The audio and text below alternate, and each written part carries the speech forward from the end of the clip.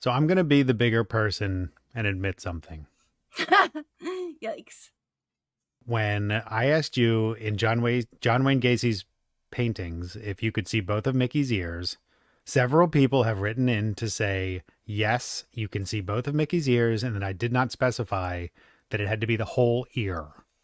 So So other people with eyes wrote in to back me up? yes. Oh, So wait, we're is that a letter from Stevie Wonder? Even he could see that there were 2 ears? he's like, I think there's two. You are being awarded an extra half a point. Yes! Man, I'm Congratulations. killing it. Poor Killing choice it. of words for murder trivia. 33, 1, 0. Main event of the evening. Wednesday and half past the hour. It's Tuesday, and you're listening to Murder Unscripted.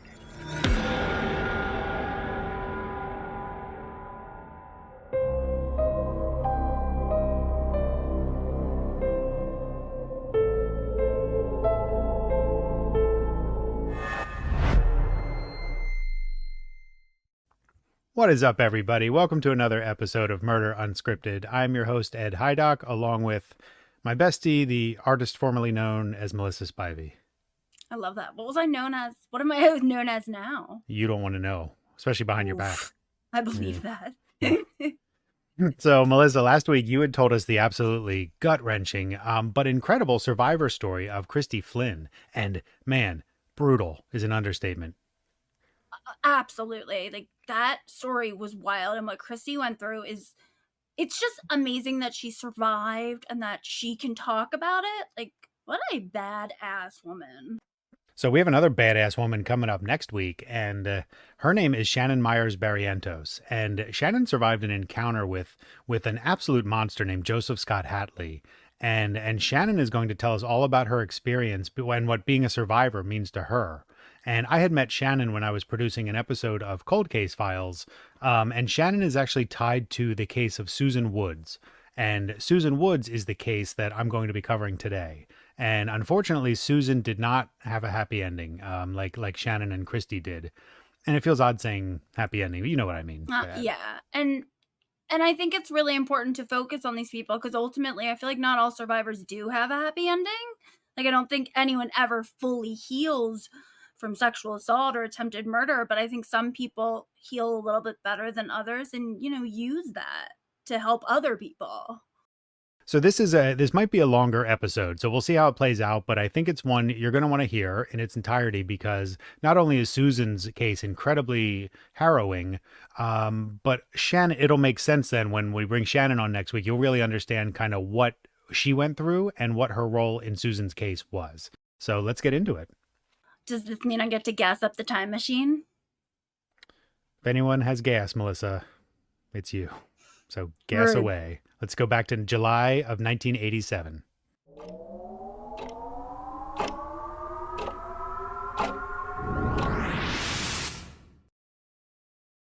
All right. So we are officially in 1987, and we have our leg warmers, our Aquanet, and our shoulder pads.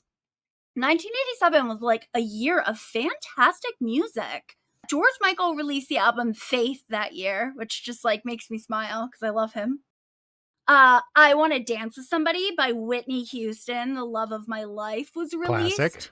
Yep. But the top song that year was Walk Like an Egyptian by the Bangles. Do you remember that song? I certainly do. Wait, do you feel like it's probably considered offensive now? Oh, 100%. Okay, I was thinking about it. I remember watching the music video and everybody, I think it was on a city street, they had just everybody doing this Egyptian dance like you see in hieroglyphics. And I don't think it's that great of a song. But moving on, one of the top movies that year was Fatal Attraction. And like that was like one of the OG true crime, well, not true, but crime movies. Right. I feel like that was like the OG version of Snapped. Yeah, it kind of was. Like right? in movie form, yeah. Yes, and that bunny scene I'm still scarred by it. Oof. Agreed. That was a tough one. Also tough, the popular TV show that year was The Cosby Show. Yikes. Eesh. Yeah. And one more 1987 fun fact, the top snacks that year, of course I'm going to find the snacks, were Cool Ranch Doritos, Capri Sun, and SpaghettiOs. So, like, literally 90% of my diet. You wonder why your stomach always hurts. I think it's your I diet. know. You might want to see a nutritionist because I No, doubt it's SpaghettiOs fine. and Cool Ranch Doritos are on the approved list in the green foods. When you wash it down with Capri Sun, it's fine. Good Lord. Well, thank you for that malnourished trip down memory lane. So it is July of 1987, and we are in Stephenville, Texas, which at the time was a relatively small town, about 13,000 people, mostly made up of dairy farms and fields. There wasn't a lot going on in this town. And it was a typical kind of small southern town back in the 80s, so very, very conservative. Oh, and that, wait. I forgot. I have one more fun fact, but this is actually about Stephenville, Texas. Oh, Did you know that it is the cowboy capital of America? It has the most professional cowboys and cowgirls. I did know that actually, and I hate to burst your bubble, but it was You only did. because only because we found that out doing the cold case files. So we had researched it, but unfortunately, there are no cowboys or cowgirls in this story. It does focus on a beautiful young 30-year-old woman named Susan Woods. She was so pretty. She had like this really pretty face with like clear porcelain skin. She had high cheekbones and this long, smooth, shiny brown hair. She kind of looks like, she reminds me of the woman, Mary Louise Parker, the actress from Weeds. Oh, from Weeds. Yeah, she's a good Yeah. actress. And She's you're so right. good. You're absolutely right. Susan does have a kind of a little resemblance. Yes, that's exactly who I thought of when I saw her. So she Absolutely. was gorgeous. Susan was stunning, 100%. And Susan is this basically a small town Texas girl who is described as timid but a kind and sweet woman who loved fast cars, especially her 1965 classic Mustang. I mean, this thing was her pride and joy. And she and her pal Gloria, who we'll learn about later, actually used to take this thing cruising up and down the drag, they called it in Stephenville. And it was basically this like little strip of road that ran between one Dairy Queen and another Dairy Queen. It was just back and forth, cruising up and down. When I was reading about her, it popped in my head. She literally reminds me of the opening chord in that Journey song where it's like just a small town girl living in a lonely world. Oh, yeah. It's funny you bring that up because that's a great description of Susan.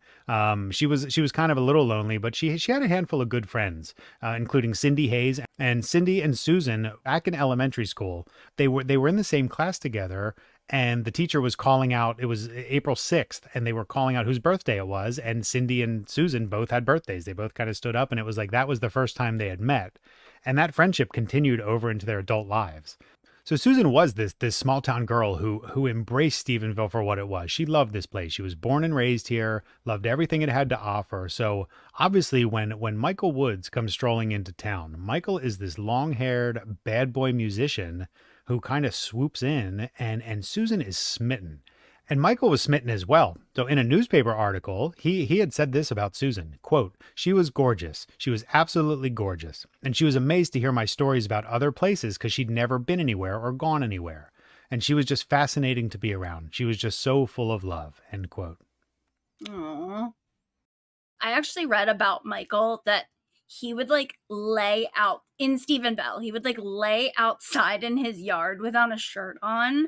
And I guess he was getting a tan or whatever, but like the neighbors were scandalized by this. I feel like that conservative, God-fearing town was clutching their pearls over Michael's like bad boy vibe.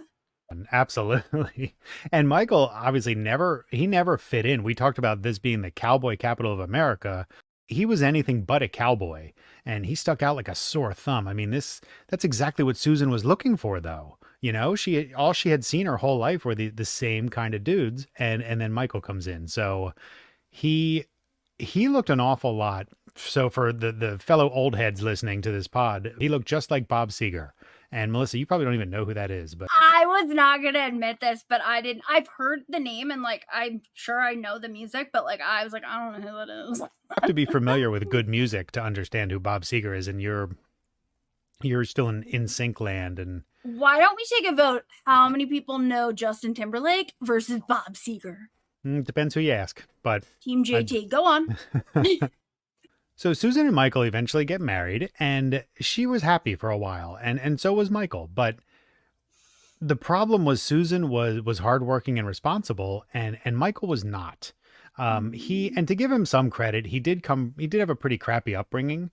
His mother was reportedly abusive and frequently moved herself around and the 8 kids in that family around the country. Wow. And she had basically a revolving door of husbands and boyfriends. So I don't know. It's the instability and trauma of abuse was definitely like alive and well in Michael's life, but so he never really could settle into a traditional life. And he just wanted to play music all day, every day. And honestly, same. If I had that chance, I don't blame him. But the couple gigs that he did get didn't really pay the bills. But still, Michael and Susan married, and sometime in 1980, and Susan pretty much spent their entire marriage supporting Michael. Well, he didn't do a whole lot. Susan eventually kind of became unhappy being the breadwinner, the sole provider, and just Michael not wanting to get off his ass, for lack of a Yeah. better word. And by 1987, things had gotten pretty ugly. They were arguing more, and eventually Michael blew up and left. The problem was, so he went to Indiana to stay with his brother and look for work there. And but he took Susan's Mustang with him. Oh, she And loved it. it was their only vehicle too. But he also left these kind of cruel and abusive notes all over the house, basically telling her what a piece of shit she was. And he also left several cassette tapes, like audio cassette tapes of him saying these awful things, and they were never released to the public. But no, make no mistake, these were vulgar, they were foul. Oof. But I'm not questioning if he loved her or not, but that's something I'm never going to understand. Like, if you love someone, how do you say those things? I know we all say things out of anger, but I feel like there's a certain line you don't cross. And if you genuinely love someone, I I kind of feel like you shouldn't be able to muster that much anger, especially when Susan legitimately didn't do anything wrong except basically say, get a job. Right, she did nothing wrong, and I'm not defending what Michael did, but he was hurting, and we've all been there. You know, relationships, they come with big feelings. So, and if one person feels slighted somehow, it's easy to let tempers flare and just sometimes you say and do things you wouldn't normally do. Yeah. So, but I can tell you with certainty that Michael did love Susan, and I think it was his upbringing, his childhood, his early adult years. He never really had the opportunity to see what a healthy adult relationship looked like. So, and couple that with the fact that he hated Stephenville, you know. So it was all this stuff building inside him, and I think it came out in the worst way possible.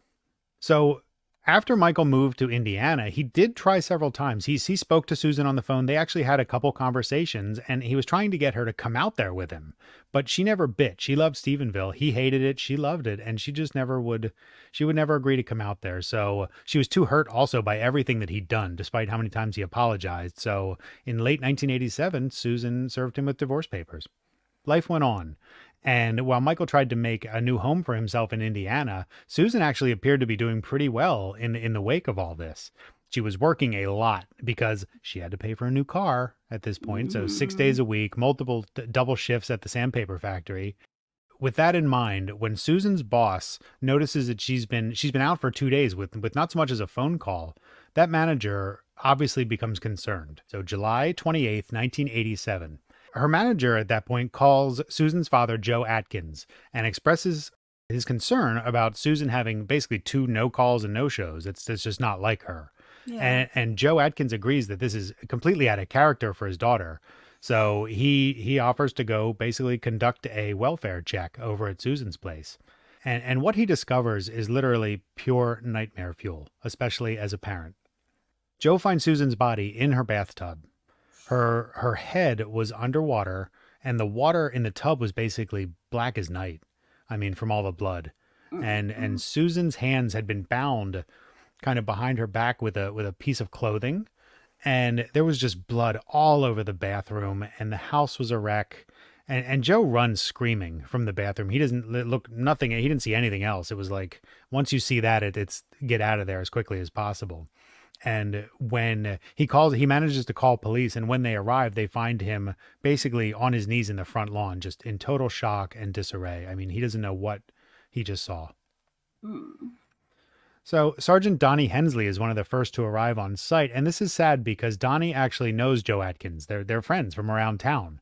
So to hear about a friend's daughter being found dead in such a horrific way, it hits Donnie pretty hard. So Sergeant Hensley musters up the courage to kind of go into the home. And he heads to the back of the house and starts in Susan's bedroom. And there it's clear as day that there's been a struggle between Susan and her attacker. There's stuff everywhere, and this contains one of the most chilling things that I've ever heard. There was mascara on the pillow and makeup, so you could kind of see that it had been used to smother Susan. And Sergeant Hensley said, quote, "I could see where her eyes had been for years. I mean, all I could see was that eerie mascara." Oh, that's so haunting, and I can absolutely picture it as someone who often goes to sleep with makeup on. And even more haunting is that Texas Monthly article refers to it as Susan's death mask, which Ugh. is so messed up. It's so Yeah, messed I don't up. like that. Well, and later we find out from the medical examiner that Susan had been raped and sodomized, and she had these dark red marks around her neck. So the thought was that the killer originally tried to strangle her before drowning her in the tub, or strangled her first, then drowned her, whatever. Luckily, police pretty quickly discover some pretty solid evidence. There's 2 sets of fingerprints and a palm print on the bathtub where Susan was found. This was one of those old tubs, not quite a claw tub, but one of the standalone tubs where you can actually like straddle. You could straddle the tub hypothetically and put both your hands on the sides. Oh, Yeah. okay. So it wasn't like an inlaid tub, it was like a standalone. Right. Yeah, so they got these prints on the side, which was like, even back then, kind of great evidence. Yeah, except that they didn't have like AFIS or a computer fingerprint database or anything, right? No, In they 87? definitely not. But what they had now are, I'm assuming, the killer's prints. I mean, they weren't Joe Atkins because he said he didn't touch anything. So Right. it could have been Michael Woods because he lived there. But more than likely, with the way these were positioned, the way the hand was turned, I mean, it made sense. So as they're exploring the house, they do find another really key piece of evidence. In the living room, there's a can of Coke on the coffee table, along with an ashtray full of cigarette butts. And I want to say there were like 6, maybe. So picture a half dozen cigarette butts. And the thing is, though, Susan didn't smoke and she didn't drink caffeine. So investigators are immediately like, who was at this house? Who was she entertaining her killer? Essentially, that's what the scene looked like. Yeah. And it's the theory that pretty much solidified when they found no sign of forced entry. So the thought process was, clearly this was someone who was comfortable being in that house and someone that Susan trusted enough to open the door for and invite in, and it looked like hang out with. So immediately all fingers are pointed directly at Michael Woods. And that Texas Monthly article that I referenced earlier is literally entitled, "Everyone in Stephenville Thought They Knew Who Killed Susan Woods." They didn't really bury the lead with that one, did they? Not in the least. I know Michael did not kill Susan, but I do feel like there was so much more evidence pointing to Michael as the killer than there was for like Risa Trexler's case. Like Michael does look a lot shadier than Jody or even like Richard Jewell. So I get why fingers were pointed at him. I feel badly for him because I know that this really fucked him up. But I mean, it did with everyone we covered. Like, this is just the whole false suspect thing is so detrimental for so many reasons. Hell yes, it is. And Jody did absolutely nothing. Richard Jewell, all he did was find a backpack while doing his job, where I feel like Michael kind of sealed his own fate by the way he left Susan high and dry. He stole her car and left those scathing notes. So, I mean, he did not do himself any favors. So I totally understand why in the beginning police were really focused on him. But regardless of all that, he went through a lot. Yeah. So police follow him to Indiana. So they show up out there. And at one point, they were able to get a search warrant for his brother's place where he was crashing, and they found some weed in his sister-in-law's purse and arrested him for that. So there were never any charges, but they tormented him just like they did to these other victims. There's that tunnel vision. Yeah, there it is. And so, but Michael, all of this built up, and so you have Michael with the loss of his wife. So when he gets this news, he's devastated. Then you have the police harassing him like they've done in the past, as we've seen. So he essentially says, "Fuck you. I'm not talking to you ever again." So that's the way he treats police. And because police don't really have any hard evidence against Michael and he's not cooperating. So at this point, Susan's case goes cold like pretty quickly. Yeah. So what I want to do is now that we've left Susan's case kind of it's stalled. I want to jump ahead a few months and I want to talk about 15-year-old Shannon Myers.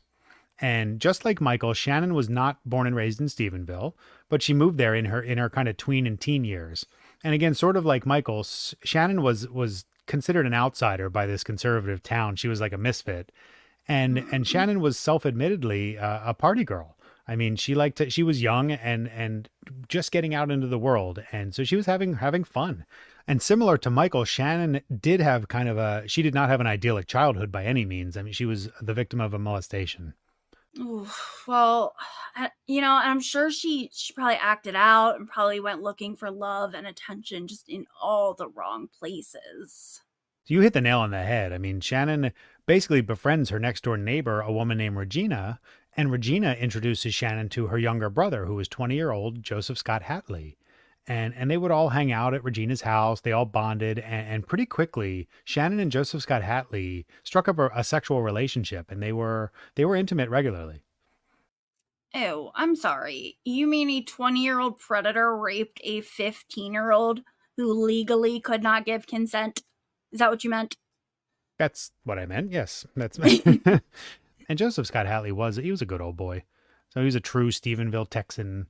And people in town, I mean, he fit in. So he was such a good boy. He was such a sweet young man. Gross. Yeah. But when Shannon's mom finds out that her daughter is sleeping with a 20-year-old grown ass man, obviously her mom's not happy.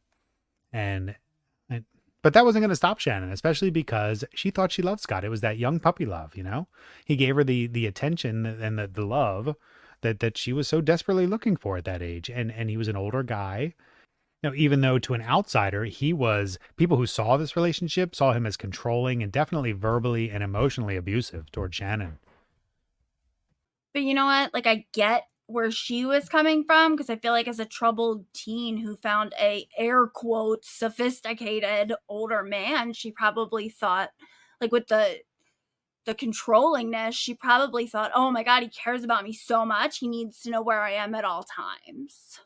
Yeah, and Shannon will be the first one to tell you that as a naive kind of 15, 16-year-old at that point, she thought this was love. That all changed, though, in September of 1987, and this is about 2 months after Susan was killed. So Shannon was hanging out with Scott, and they began to have sex, but this time was different. Scott was being especially rough with her, and when she asked him to stop, he got violent and pretty aggressive. She eventually got away, but he followed her in his truck and told her to basically get in and he'll take her home. And he said he was sorry, and she went with him, and he said, I loved you, and then that was it. So that was the first occasion. And it should be known that you had touched on it earlier that Joseph Scott Hatley was a very controlling boyfriend. I mean, he always needed to know where Shannon was. He needed to know who she was hanging out with, when she's going to be home, where she's going to be. And if he didn't like her answer, he would fly into a rage. So following the attack, Shannon got home and went right to her mother and told her that Joseph Scott Hatley had raped her. And this is really upsetting, but in interviews, Shannon has talked about how, while her mom did take her to the police station to file a report, she also came down hard on Shannon, telling her basically this was her fault. She's like something along the lines of like, I told you not to do this. I told you who he was. This is what you get for being with him, and you're in trouble, is what it came down to. Oh my God. Like, who says that? I wasn't there. I'm not a parent. This was a different time. But so I'm trying to not be too mean about her mother, but who the fuck tells their child it's your fault you were raped? That is poor parenting. So for Shannon, this was especially hard because for someone who had already suffered through being molested, she of course took her mom's words to heart and thought I was molested, I was now raped. The common denominator here is me. This is my fault. And that's a terrible way to think. But that young mind, Oh, I get it. Oh, Shannon, I hate this. I know you're gonna hate this even more. So Great. Shannon told police what happened to her, but once the officer learned that she and Joseph Scott Hatley had been engaging in sexual activity prior to this rape, they basically blew her off and considered it a misunderstanding. And that was that. No charges were filed, and Joseph Scott Hatley was never brought in. So Shannon did her best to move on and managed to avoid Scott for a while, but she even started dating a boy in her high school class. But when she broke up with that boyfriend in the summer of '88, Shannon found herself back at Regina's house and just around Joseph Scott Hatley once again. Oh my god, and I'm sure he was all like lovey-dovey and like, "Oh my god, I'm so sorry."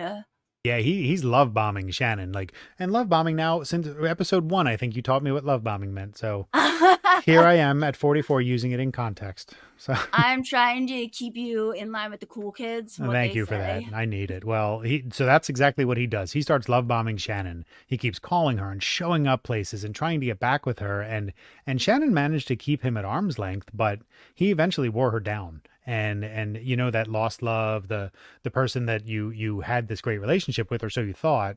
Obviously, there's a draw there that's hard to escape. And The he one basically that got away. the one that got away. He told her how much he missed her and asked if they could talk. And hold on, wait. When was this? Like, what year are we in?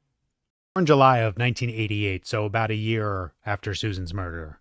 Oh, okay. Yeah, and remember at this point, so not to lose track of Susan's case, her case is still cold. It's stalled. So Shannon eventually agrees to meet up with Joseph Scott Hatley, and one night around 10 p.m., she sneaks out and gets in his truck, and Shannon will tell you next week, the second she got in that vehicle, she knew she made a grave mistake.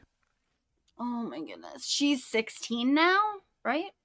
Yeah, 15 or 16. I don't remember where Okay. I don't know when her birthday is, but she's 15, 16. And I'm not going to go into too much detail about that car ride. I'll let her do it next week.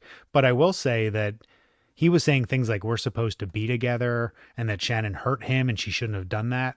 So that's when Shannon knew that something really bad was about to happen to her. So Joseph Scott Hatley drives the two of them out, and it's completely pitch black. They're out in the middle of nowhere, and he pulls into this park. And it's obviously abandoned at 10 p.m., but there's no lights. It's very desolate, and it's somewhere that Shannon had never been before. So truly picture this place. I mean, you're in this abyss where no one can hear you scream.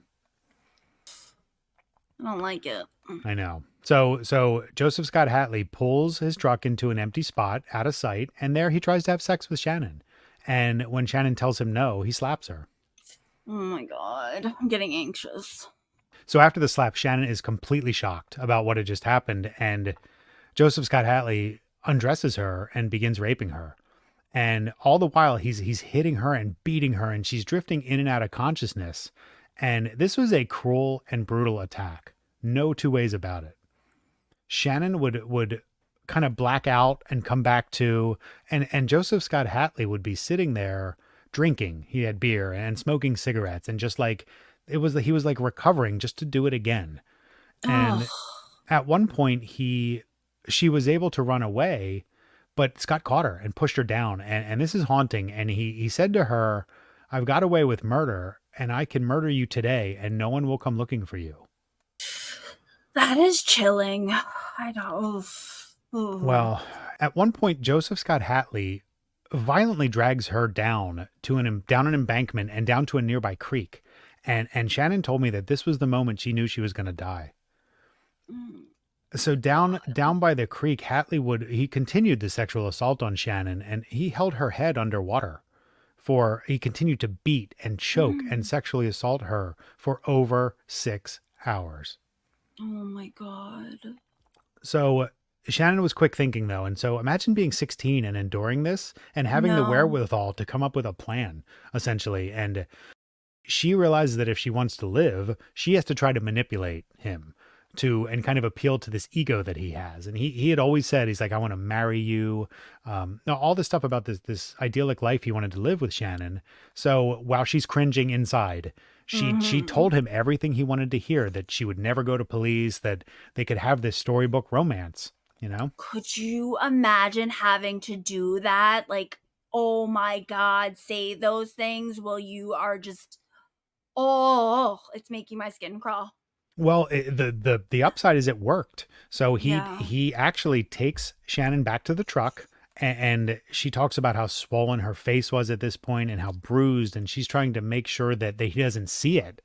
And the truck, he's trying to comfort her and ask if she's okay. And not for a second did Shannon think that any of this was genuine, but just to prove what a manipulative monster this guy is, when he drops her off just a few blocks from her house, he says to her, don't tell, or don't turn me in. And it was the scariest car ride of Shannon's life.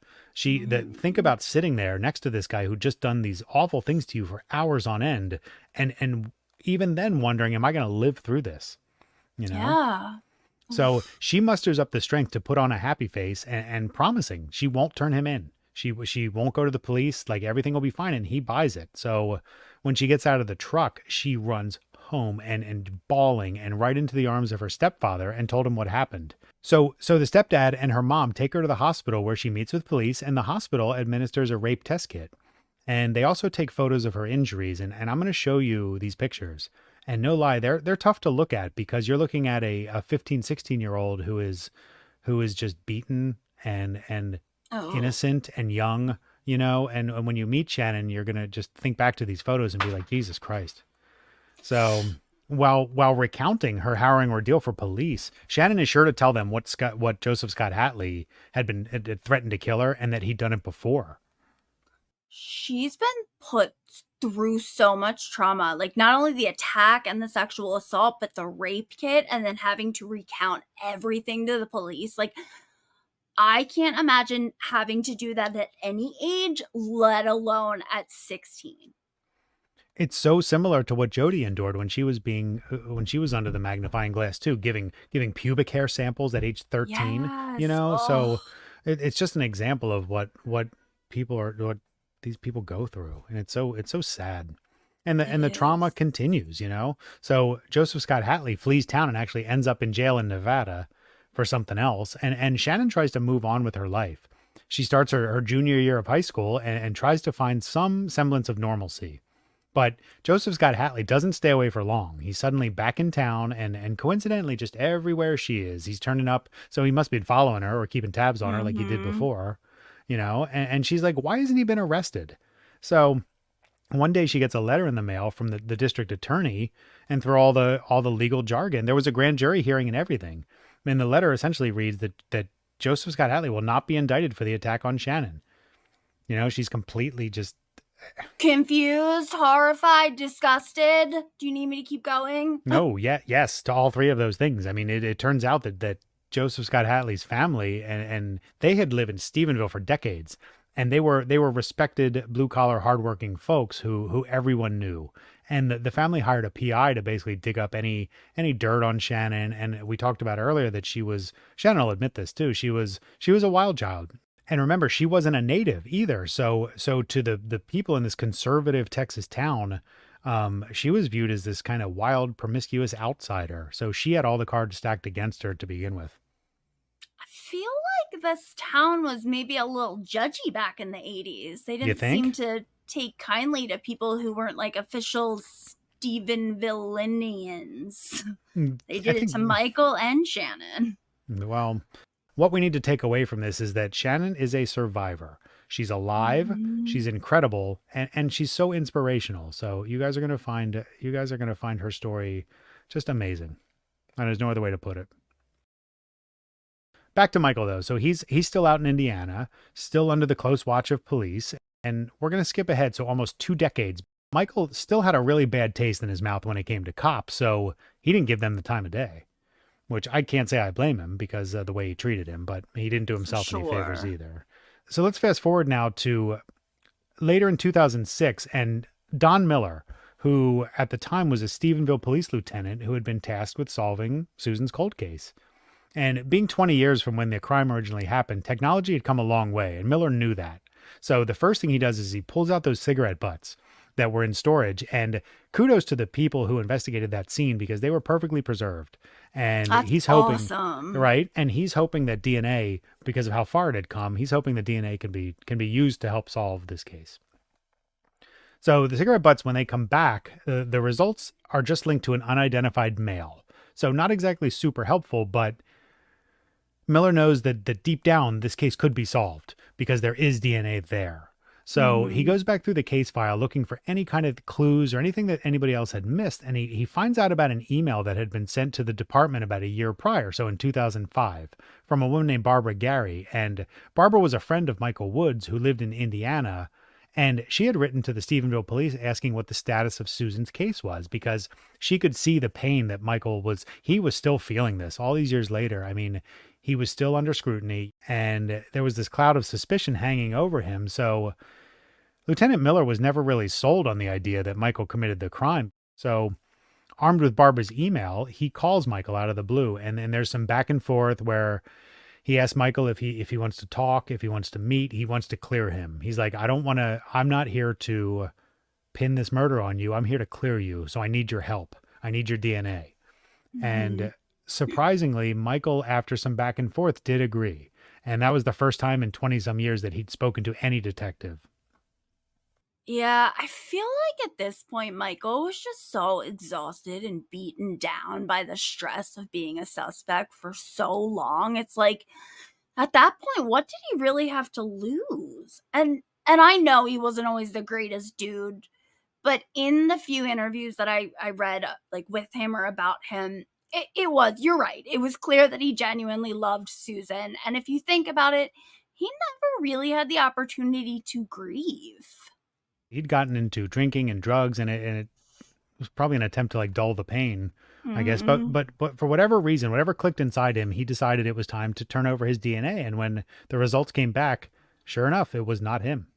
So that was great news. So that's he felt some vindication there. But at the same time, they still didn't have the real murderer. So that was still weighing on him a little bit. And when Lieutenant Miller actually called Michael to tell him the news, Michael broke down in tears. I mean, he thanked him and hung up. Michael's a simple guy. What a relief. What a relief that must have been. Like, he probably felt like 1,000 pounds had been lifted on him, like, or off him. And it was probably like all of a sudden he could breathe again. Like, he probably didn't realize he had been holding his breath for 20 years. And all of a sudden it was like, like, And I want to take the opportunity to publicly say that Michael is a great dude, and at least he was to me. And he regrets everything he did, everything he said. Those notes, they were said in anger, and he lashed out in a way he admits he should not have.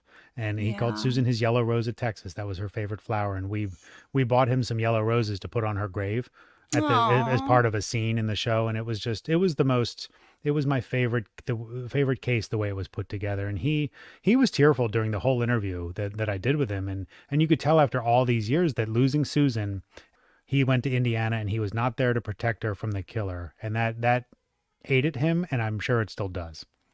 Oh, I'm sure. And I read just in a few interviews and stuff, like, the police really did a number on him. Like, I mean, he probably has trauma from that, let alone, Right. Susan's actual murder. Right. Well, so back to the case. With Michael officially cleared, Lieutenant Miller is kind of back to square one. He has no suspects, and worse yet, no leads. He actually wanted to go to Washington, D.C. to the FBI crime lab and utilize their fingerprint database, but the higher ups wouldn't approve the expense. And we see that a lot. And it's not, you don't want to shit on chiefs of police. Like, they only have so much money to spend. And that's a problem, because with how much money is thrown around this world, the people that need it don't have it. So it's another dead end. But Lieutenant Miller does find out that the Texas DPS, the Department of Public Safety, had recently gotten authorization to use the FBI database. Ooh, I know how this case ends, and I still have goosebumps. It's good, right? So Lieutenant Miller personally drives from Stephenville to Austin, which Google Maps tells you is about 2.5, 3 hours. And they run the prints. And after a few days, the phone rings. It's the crime lab, and they've got a match. Yeah, they do. Whoop, whoop. The prints were in the system, and it came from the arrest of a man in Las Vegas, Nevada, named Joseph Scott Hatley. And while you may recognize the name, Lieutenant Miller had no idea who this guy was. So he makes a phone call and finds out that Hatley had been arrested in 1988 for the sexual assault of Shannon Myers. And while he was never taken to trial, that's the prints that were taken. That's what got him in trouble. That's how the case is kind of linked together. Wow. And that freaking piece of shit got to live his stupid ass life for 20 years while Susan's was cut short, and Shannon, I can't even. That makes me so mad. I know. Well, so Lieutenant Miller is he's struggling to figure out what the link is between Joseph Scott Hatley and Susan Woods. So we have these different angles that they're pursuing, but how do they all tie together? So he decides to review Shannon's case file, and he begins to see similarities. And what he does is he calls Shannon. He says, "I'm ready to believe you." And it's like that was what she needed to hear, because for her entire life, no one believed her, despite the bruises, despite the wounds, despite the trauma that she was going through. People didn't believe her. And in Shannon's case file, she reported that Hatley, quote, laid on top of me and told me that if I didn't mind him, he would kill me, and that he had done it before. It's like straight out of a movie. Oh my God. Right?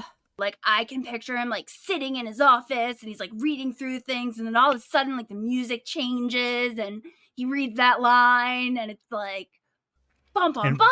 It is, but we're not even close to done. So I know. Joseph Scott Hatley turns out to be the cousin of Susan's best friend, Cindy Hayes. Oh, that is wild. It's beyond wild, the connection, but that's how Joseph Scott Hatley got into Susan's life. He was cousins with her best friend, and they were all hanging out, and he had this infatuation with her. So, oh my God. June 6, 2006, and this was kind of neat, because that's the date, if you write it out, is 666, the devil's number, right? Spooky. And Lieutenant Miller literally said he picked up on that, and when he was going to interview Hatley on this date, he goes, "I'm fixing to meet the devil." Wow. So he brings him in, and he's got a warrant for Hatley's DNA and finger and palm prints. And in the interrogation room, Lieutenant Miller confronts Hatley about the murder, and Hatley denies everything. How do you feel about being interviewed about this? I mean, personally, I had nothing to do with it, so I don't have anything to hide. Miller asks him, he's like, "Is there any reason that your DNA would be on Susan?" And of course Hatley says no, but then you can see him starting to crack, because now the wheels are turning like, oh shit. Prior to you hearing about Susan's death, when was the last time you were in that house? If I remember right, it was like a day or two. Okay. Were you there by yourself? I can't really remember. I think I was by myself. Did you ever have sex with Susan at any time? No. So there wouldn't be any reason why your DNA would be anywhere around her body? I wouldn't think so. Okay. And I've asked you again, did you have sex with her? Like I said, a lot of the times it's just a mirror. The interview progresses, and eventually Hatley agrees to turn over his prints in DNA, which like confounds me, but at the same time, I guess he's thinking if I say no, he's instantly guilty, so he's gonna roll the dice and maybe hope there's a mistake or something happens at the lab. Would you mind if we took a sample of your DNA today? I don't know. I should talk to an attorney or what? I mean, you sat here and you told me that your DNA is not anywhere in or around his body, so there shouldn't be any hesitancy in giving your DNA. I think there's always a hesitancy in giving DNA. And so far, it hasn't been. Even Michael gave me his DNA. Yeah, I do that. Okay. And fingerprints, palm prints. That's right. And I should tell you a little bit about Hatley. So he was remarried. He had 2 kids and was currently working just in a warehouse. But he was a long haul trucker for a while. So law enforcement speculated for a long time that there might be more victims out there. This is just my opinion, just speculation, but I would be willing to bet money that there's other victims out there, like in other states, maybe that came across him on his trucking routes. I don't doubt it one bit. We see it all the time. Long haul truckers, Mhm. they have endless opportunities. And if they're sick in the head, they have the opportunity to act on whatever they want, whatever urges they have. Wow. So as of now, I don't think anything else has been linked to Hatley, but you know, who knows? Behind the scenes, maybe there's, I don't know. So Hatley's wife, she was also being spoken to in a completely separate room. And in this other room, she's telling police how Hatley treats her, how he's horribly abusive he is at home. And he's been that way throughout their entire marriage. And she's got pictures to prove it. So they do let Hatley leave that day, but they get his DNA and a new set of prints and just begin to process them. And in the meantime, just a few hours later, they arrest Joseph Scott Hatley for the abuse on his wife that she's in the other room telling them about. So that, again, buys them time, So he was brought in on that, but then eventually they confront him with the DNA results, and he's arrested for Susan's murder. Finally, I know we should be grateful that he was eventually caught, but god damn, that was 19 years too long. And I'm so thankful that Hensley and Lieutenant Miller never gave up. And I think I have so much respect for Lieutenant Miller for not having any preconceived notions before he went into this investigation. He did not fall victim to tunnel vision. And I was just thinking about this as we were going through. I think he also had a very good demeanor.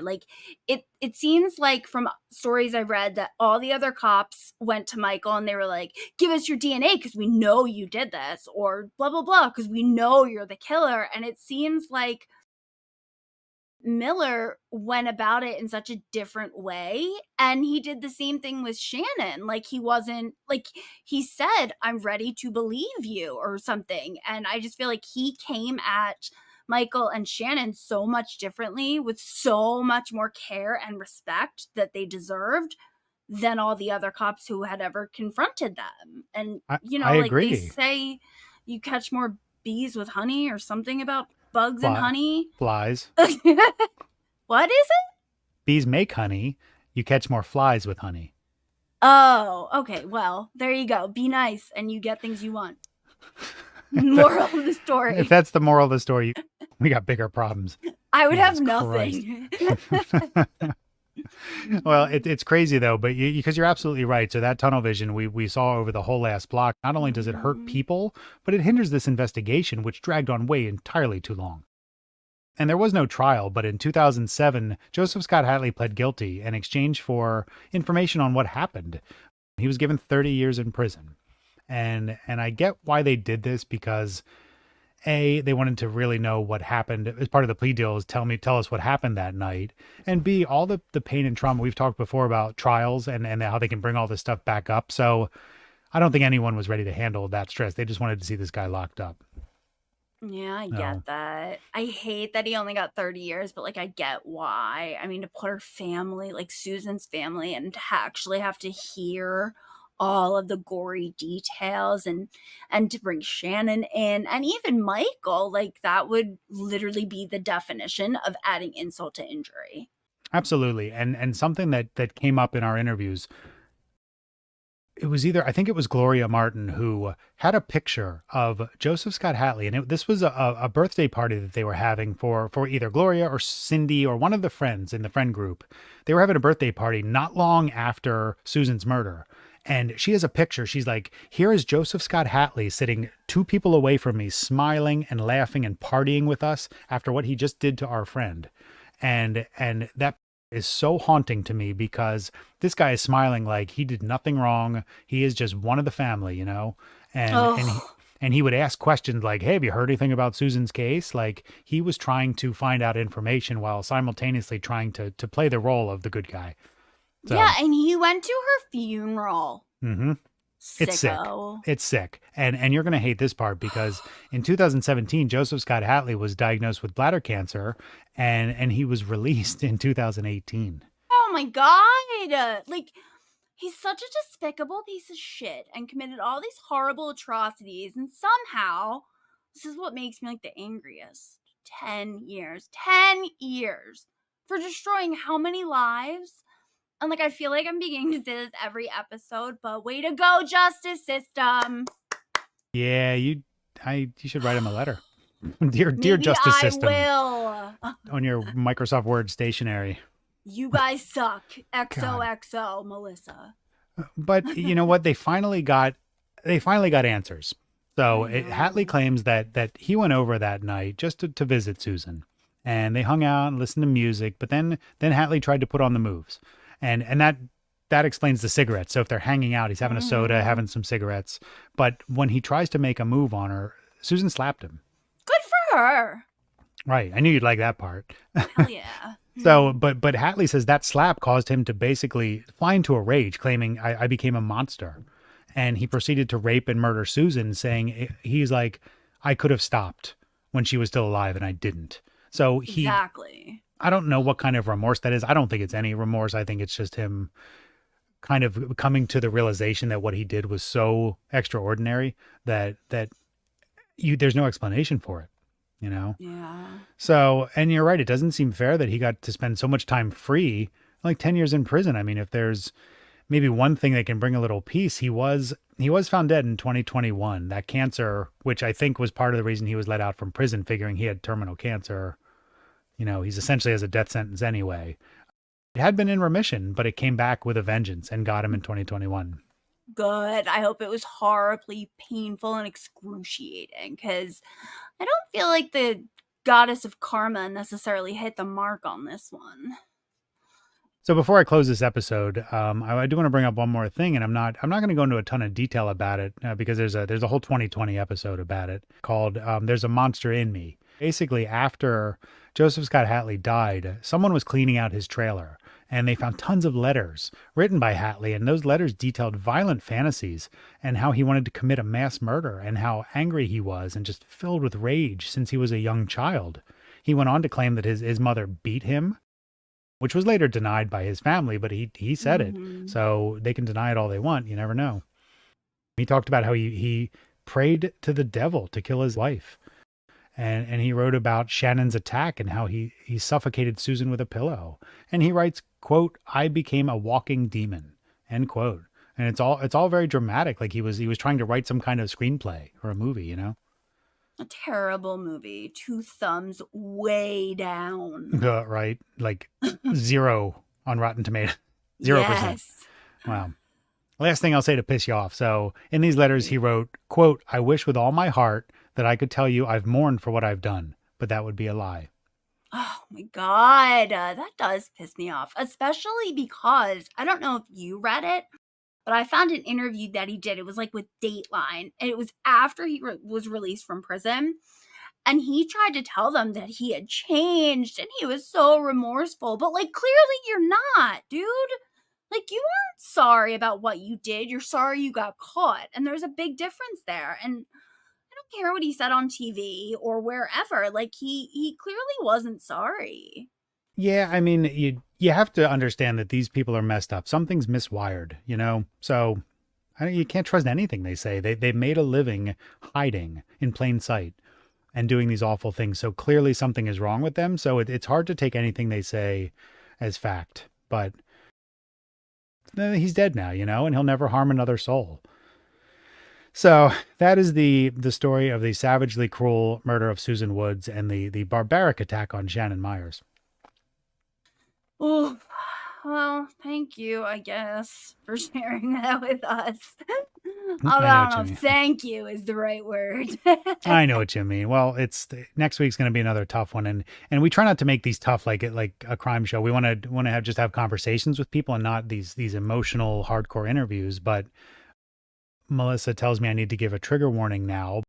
We will be interviewing Shannon Myers Barrientos, whose terrible attack we covered today. And while it's going to be a really insightful and interesting interview, it will include her firsthand account of everything she went through during that sexual assault. But it's also a survivor story, and that's what we want to promote too. Like, this was a woman, she went through hell and back and has become one of the most beautiful, strong, incredible people that I've ever met. And I'm really looking forward to sharing her story with you. She's such a badass. It's so cool. But like, She is a badass. It's crazy because I know, and I'm sure my fellow crime junkies would agree, like, we read these cases and hear the podcast about these cases and watch the TV episodes, but very few of us have ever had like the privilege of actually talking to these people on a personal level, like the victims. Can I just say, when we started this podcast, I was so excited to share all of my experiences with you and let you take part in them like you're a TV producer. if that makes sense. Like you No, are I get it. you are such a huge true crime fan that I thought how freaking cool to blend these worlds and to let a fan experience what we experience so you can really get immersed. That's what we promote. Be immersed in this genre. And that's what I'm so excited for you for these opportunities. Well, and it makes it so much more real. Like seeing something on TV or hearing about it is one thing, but actually speaking to the person, and like I hope our listeners feel like they're talking to her, because I'm no different from them. Like I was listening to true crime podcasts all morning and while I was doing my wash and all of that. Like it's very cool to be able to be immersed in it. And Yeah. Shannon is such a sweetheart. I'm so looking forward to meeting, and well, I've already met her, but speaking to her further. Right. Yeah. I Well, agree. on that note, if you have any thoughts on this case or on Susan or Shannon or any thoughts at all, send them our way. Oh, just any thoughts you have. Any Just random all thoughts. the thoughts. So why are some dogs brown? I don't know. Send those thoughts. Actually, if it's a dog's thought, though, I'll totally write you Yeah. down right away. Well, hit us up with those thoughts on our socials, Facebook, Insta, TikTok, at Murder Unscripted, or you can email us at murderunscriptedpod@gmail.com, or you can even send a note through our website at murderunscriptedpod.com. And with that, we urge you to be kind, be a good human, and today, more than ever, remember, perverts don't wear signs that say they're perverts. I think we all can all agree Joseph Scott Hatley needed a sign. Okay, but his side should have read, "I'm a giant bag of shit." You have a way with words, Melissa, and it's your eloquence, I think, that I thought would make you a good co-host. I'm a classy bitch, babe. Bye.